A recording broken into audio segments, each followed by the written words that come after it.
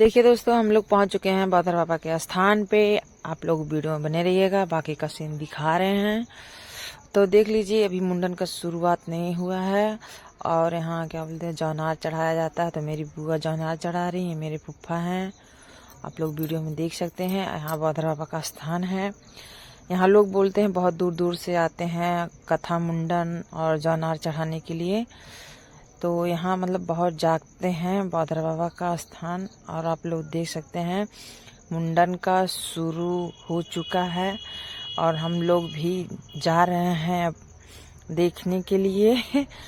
तो देख सकते हैं मुंडन हो रहा है, आप लोग देखिएगा वीडियो में।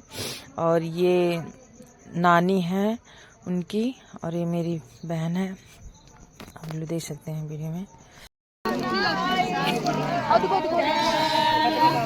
ऐसे तबले तबले तब नहीं